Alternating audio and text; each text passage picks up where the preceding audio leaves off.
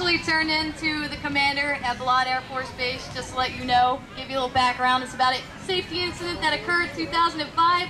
The names have changed to protect the stupidity, but this is real. Sergeant Dean, we're ready to go.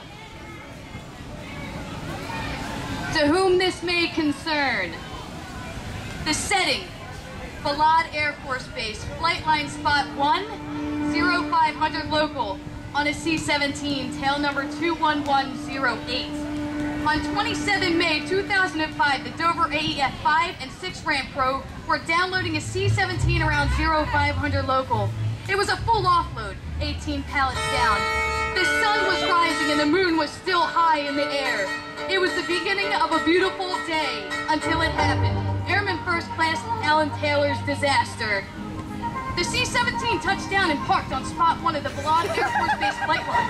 The ramp crew was still waiting for the C-17's crew to take the ramp down so they could bring up the 60K loaders to the plane and begin the offload of the immense tonnage of cargo. The plane crew swiftly opened the rear ramp and began to spot in the loaders. In the first loader was none other than Staff Sergeant Hoxley, an experienced driver and enforcer of doing everything by and only by the book. After Staff Sergeant Hoxley was spotted and chalked up to the airplane, 2 other loaders climbed right up to the rear of Sergeant Hoxley's loader. The loadmaster on the airplane gave the go-ahead to download the cargo. We do this all the time. You need to push the first pallet off so you can spin the rest and fit them onto the least amount of loaders as possible. We got the first pallet off and began the tedious process of manually spinning the rest of the 17 pallets. Mind you, these pallets are not light. I do not recall the exact weights of all the pallets, but I can confidently say the lightest pallet was around 1,500 pounds, and the pallet that caused A1C Alan Taylor's injury was around 7,000 massive pounds. And here's how it happened. We had at least half of the cargo downloaded off the C-17. Sergeant Hoxley was beginning to be a little annoying around this time.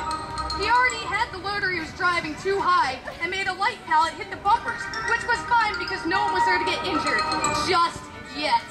So as I was stating, Sergeant Hoxley was obviously in my not paying attention to the important job he had acquired. I do not know what he was paying attention to the first time he had smashed the pallet into the bumpers, but obviously it wasn't the front of the loader and the airplane, which is hard to do because the driver's seat faces towards the front of the airplane. After that, we downloaded some more pallets and came across a very heavy pallet. It takes more than 2 or 3 people to spin a 7,000-pound pallet, unless the rollers were excellent, and in this case, they were not. We got the pallet spun fine with some struggle, and pushed the pallet onto the left rail, where Sergeant Hoxley was positioned in his loader. The people who were spinning the pallet had a hard time getting it to move, so A1C Taylor and I turned around to push with our backs. When we finally got the pallet moving, and I turned away to push with my arms again, I saw Alan Taylor was still pushing with his back. We got the pallet off the Omni rollers, which we used to spin the pallet, and we all thought it was about to go onto the loader. Little did we know that Sergeant Hoxley had the loader up so high we pushed the pallet against the bumpers in the front of the loader for the second time on the plane in less than 30 minutes. Once the pallet hit the bumpers, it immediately bounced back. Taylor immediately jumped high in the air and fell flat on his side. Once he landed, it looked as if he was having convulsions. Holding his left leg high in the air, at first I believed him to be playing a joke on us, but Taylor is not one to play practical jokes. I remembered he was pushing backwards and could have possibly had his foot stuck between the gap of the deck of the ramp and the out-of-control pallet. I asked him what happened and he told me just that. His foot had been crushed between the pallet and the little gap on the ramp. A 7,000-pound pallet is not light, and I thought he might have broken a bone. The ambulance was called, and we offloaded Taylor into Master Sergeant Hull's van to wait the arrival of the ambulance so we could get a move on with our work. Thank you for your time.